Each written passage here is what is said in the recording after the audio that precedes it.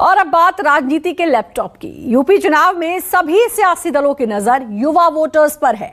युवाओं को लुभाने और अपने साथ लाने के लिए सभी पार्टियां तरह तरह के वादे कर रही हैं। 2012 में अखिलेश यादव ने मुफ्त लैपटॉप बांटकर लखनऊ की कुर्सी हासिल की थी। अब समाजवादी पार्टी के इसी फॉर्मूले को जीत का मंत्र मानकर सभी सियासी दल युवाओं को मोबाइल और टैबलेट देकर यूपी की सत्ता में आना चाहते हैं। योगी सरकार 25 दिसंबर को 1 लाख युवाओं को लैपटॉप और मोबाइल की मुफ्त सौगात देगी। ऐसे में सवाल ये कि क्या युवाओं को दिए जाने वाले तोहफे यूपी में सत्ता हासिल करने की गारंटी बन गए हैं? प्रदेश के नौजवानों को हम लोग टैबलेट और स्मार्टफोन उपलब्ध करवाने की कार्रवाई करेंगे। उत्तर प्रदेश का युवा वोटर लैपटॉप मोबाइल का ऑफर, युवाओं को तोहफा मिलेगा क्या वोट बैंक में बदलेगा? 4.5 साल न जाने कौन सी टैबलेट देते रहे। अब चुनाव आ गया है तो उन्हें लैपटॉप भी याद आ गया, टैबलेट भी याद आ गई।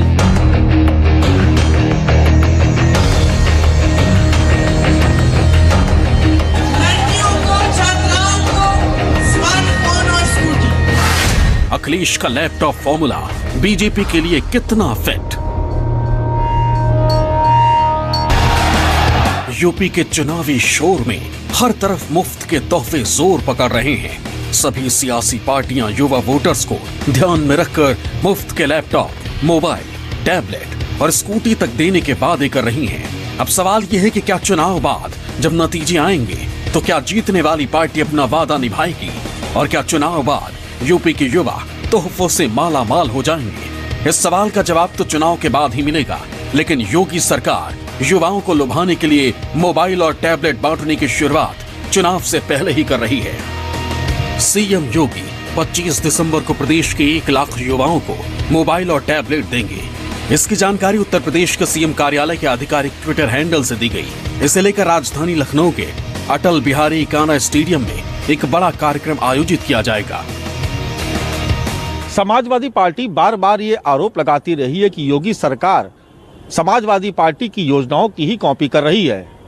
2012 में अखिलेश यादव ने मुफ्त लैपटॉप देने की योजना शुरू की थी।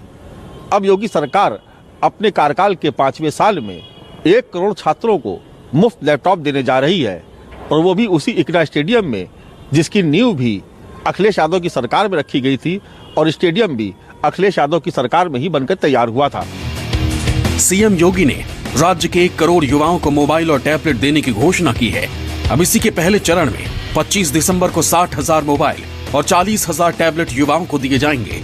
जिन युवाओं को पहले चरण में मोबाइल और टैबलेट दिए जाएंगे उनमें जो छात्र MA, BA, BSc, BTech, MBBS, MD, MTech, PhD और फाइनल ईयर के छात्र हैं। पोर्टल पर 38 लाख युवाओं ने रजिस्ट्रेशन करा लिया है। माना जा रहा है कि युवा वोटर्स को लुभाने और अपने पक्ष में करने के लिए योगी सरकार इस योजना पर भारी भरकम खर्च करने जा रही है। पहले चरण के लिए ही पहले चरण में 2035 करोड़ रुपए के ऑर्डर जारी किए गए हैं। इसमें 10,740 रुपए की दर से 10.5 लाख मोबाइल और 12,606 रुपए की कीमत वाले 7,20,000 टैबलेट शामिल हैं। मुख्यमंत्री योगी आदित्यनाथ की सोच, ईमानदार और काम दमदार नारे के साथ बीजेपी एक बार फिर यूपी में कमल खिलाने की तैयारी में है।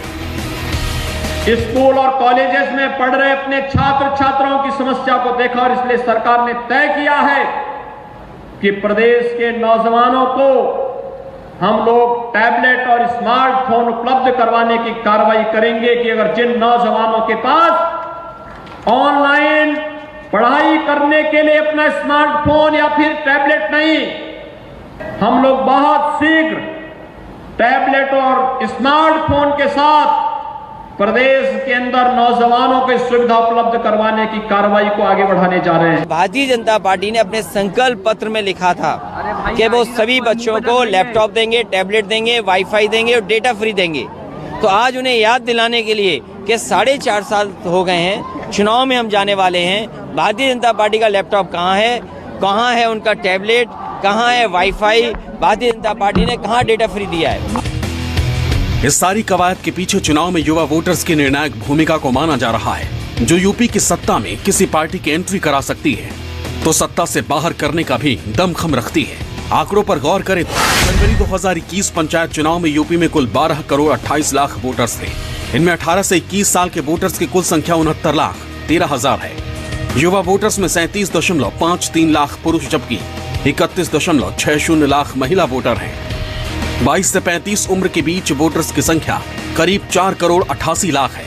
इनमें से 2.64 करोड़ पुरुष वोटर हैं जबकि 2.24 करोड़ महिला वोटर्स हैं। यानी यूपी का युवा वोटर निर्णायक भूमिका में है।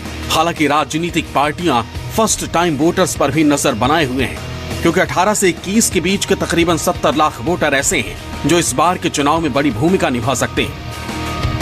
उत्तर प्रदेश में युवाओं, उत्तर प्रदेश क्या भारत में युवाओं की आबादी बहुत है, 50% से ज्यादा का हिस्सा है युवाओं का, और ये बहुत निर्णायक वोट है किसी भी इलेक्शन में, पूरे इलेक्शन को पलट देने के लिए। इसलिए हर पार्टी का फोकस इन युवाओं पर है। ये अलग बात है कि ये जो फ्रीबीज बांटने का दौर शुरू हो गया है कि हम फ्री में सब चीजें देंगे, और जो सही बात है कि कैसे हम उन्हें रोजगार देंगे, कैसे उन्हें बेहतर शिक्षा देंगे, कैसे हर आदमी तक बेहतर टेक्निकल शिक्षा पहुंच पाएगी, बेरोजगारी चरम पर है, हम उस पर बात ना करके सिर्फ लुभावने जो स्लोगन्स हैं उन पर बात करने की कोशिश कर रहे हैं। यानी यूपी का युवा किसी भी दल की सरकार को बनाने की ताकत रखता है। 2014 के लोकसभा चुनाव में मोदी सरकार को बनाने में युवाओं का बड़ा योगदान रहा है। लिहाजा इस बार भी सभी दलों की नजर इस वर्ग पर है। साल 2012 में उत्तर प्रदेश में युवा वोटर्स की तादाद करीब 6 करोड़ के आसपास थी। उस वक्त अखिलेश यादव की नजर इन्हीं युवा वोटर्स पे थी। लिहाजा बेरोजगारी भत्ता देने के साथ साथ उन्होंने छात्रों को मुफ्त लैपटॉप और फ्री टैबलेट देने की योजना चलाई।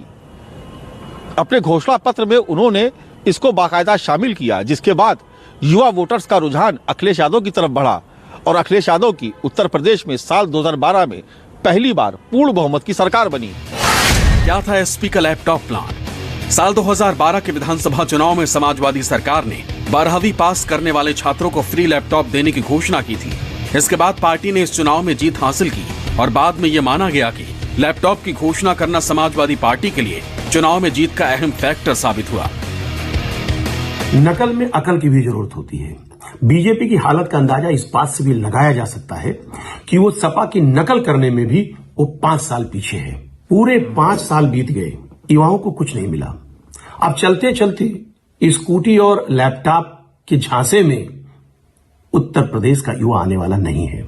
और जब आज योगी जी को यह एहसास हो रहा है कि युवा उनके साथ बिल्कुल नहीं है, तो युवाओं को अलग अलग तरीके से प्रलोभन देने का प्रयास कर रहे हैं। डिजिटल इंडिया साकार हो रही है और जिस तरह से कोरोना महामारी संकट के दौरान छात्रों को अध्ययन के लिए और अपने शिक्षा दीक्षा के लिए जिस तरह से ऑनलाइन मीडिया और डिजिटल मीडिया की आवश्यकता महसूस हुई, उसको लेकर के जो माननीय मुख्यमंत्री जी ने छात्रों को लैपटॉप और टैबलेट और एंड्रॉयड फ़ोन देने का जो निर्णय किया है वो अपने आप में बहुत अभिनंदनीय है। और उत्तर प्रदेश 5 साल आगे बढ़ गया है। उत्तर प्रदेश विकास की दिशा में बहुत तेज़ी से आगे बढ़ गया है। इसलिए मुझे लगता है कि समाजवादी पार्टी को सच का सामना करना चाहिए, न कि अनर्गल इस तरह के बयान देना। समाजवादी सरकार ने पहली किश्त में 10,000 छात्र छात्राओं को लैपटॉप बांटे थे और लैपटॉप का ठेका अमेरिकन कंपनी HP को दिया था। कहा जाता है कि फ्री लैपटॉप की घोषणा SP की जीत का एक अहम कारण बना था। हालांकि तब से लेकर अब तक करीब 9 साल हो चुके हैं। मुद्दों के साथ साथ चुनावी हवा का रुख भी बदला है। अब इसी हिट फॉर्मूले को मिशन 2022 के लिए बीजेपी आजमाने जा रही है। जिन घरों में मोबाइल लैपटॉप जाएगा, ये ठीक बात है कि उन परिवारों में कम से कम इफेक्ट करेगा। ये कामयाब फार्मूला तो है ही है। अखिलेश यादव ने इसको शुरू किया था, मगर उन्होंने चुनाव जीतने के बाद किया था। ये चुनाव होने के ठीक पहले कर रहे हैं, तो मुझे लगता है इनका फार्मूला ज्यादा कारगर होगा, क्योंकि हिंदुस्तानियों की जो मेमोरी होती है वो थोड़ी सी शॉर्ट लिव्ड होती है, कम समय के लिए होती है। तो अभी अगर सामान मिला और तुरंत वोटिंग है तो ये ज्यादा प्रभावित करेगा, मुझे लगता है, वोटरों को। कांग्रेस का मुफ्त स्कूटी वाला प्लान। कांग्रेस महासचिव प्रियंका गांधी कांग्रेस को मजबूत करने के मकसद से यूपी में घूम रही हैं। वो महिलाओं और युवाओं के लिए प्रतिज्ञा रैली कर रही हैं। उन्होंने भी यूपी के युवाओं से वादा किया है कि कांग्रेस की सरकार आने पर 20 लाख नौकरियां दी जाएंगी। टिकटों में महिलाओं को